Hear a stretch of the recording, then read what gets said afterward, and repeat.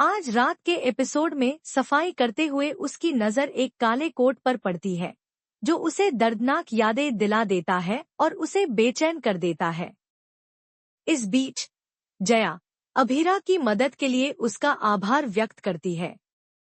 विचारों में खोई अभीरा सोचती है कि वह उस अपराध के लिए सलाखों के पीछे कैसे पहुंच गई जो उसने कभी किया ही नहीं, और यह भी कि उसके आसपास के लोग कितने अजीब लगते हैं। बातचीत के दौरान जया बताती है कि अभीरा उसे किसी बहुत प्यारे व्यक्ति की याद दिलाती है। उसे याद आता है कि उसकी एक बेटी थी जो अक्सर उससे मिलने आती थी, लेकिन आखिरकार उसका आना बंद हो गया। बाद में उसे पता चला कि उसकी बेटी ने शादी कर ली है और उसने अपने नए परिवार को बताया कि उसकी मां अब जीवित नहीं है।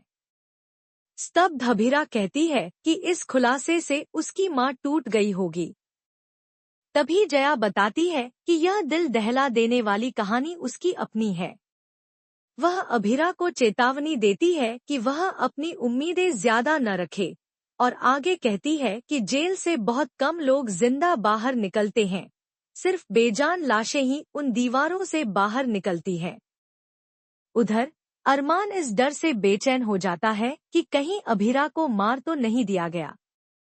उसका अपराध बोध गहराता जाता है और गीतांजलि उसे अभीरा की चिंता करने से पहले अपनी सेहत पर ध्यान देने के लिए कहती है। हालांकि अरमान मानता है कि अभीरा की तकलीफ उस पर भारी पड़ रही है।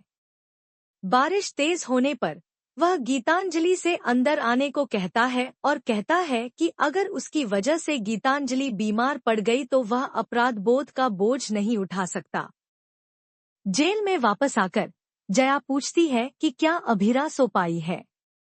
अभीरा जवाब देती है कि 7 साल की तड़प के बाद आखिरकार उसे अपनी बेटी मिल गई और वह चैन से सो पाई, लेकिन अब सब कुछ बिखरा हुआ सा लगता है। उसे भ्रम होता है कि अरमान और मायरा उससे मिलने आ रहे हैं और उसका दिल मायरा की मौजूदगी के लिए तड़प रहा है। दूसरी तरफ कावेरी और विद्या मायरा को स्कूल जाने के लिए मनाने की कोशिश करती हैं, लेकिन वह अपना बैग खोलने लगती है। वह जिद करती है कि वह अभीरा के लौटने पर ही स्कूल जाएगी। कावेरी उसे समझाती है कि अगर वह स्कूल नहीं गई तो अभीरा को अच्छा नहीं लगेगा, लेकिन मायरा तर्क देती है कि अभीरा परेशान होकर वापस आ जाएगी और फिर वह उसे कसकर गले लगा लेगी और उसे कभी जाने नहीं देगी।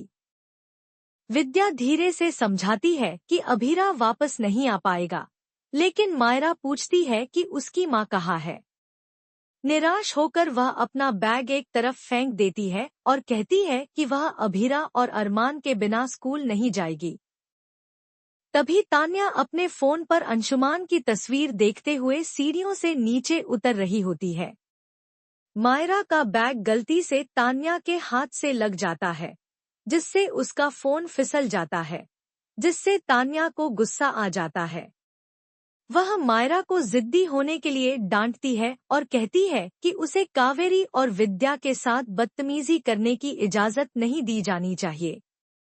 विद्या बीच में आती है और कहती है कि तान्या उस छोटी बच्ची को डरा रही है। अगले एपिसोड की झलक।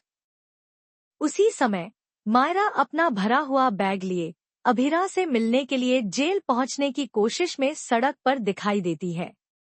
अपनी कोठरी में वापस अभीरा बेचैन महसूस करती है और उसे लगता है कि कुछ बुरा होने वाला है, मानो यह भगवान का संकेत हो। इस बीच मायरा एक राहगीर से जेल का रास्ता पूछती है, इस बात से अनजान कि कुछ आदमी उस पर कड़ी नजर रख रहे हैं।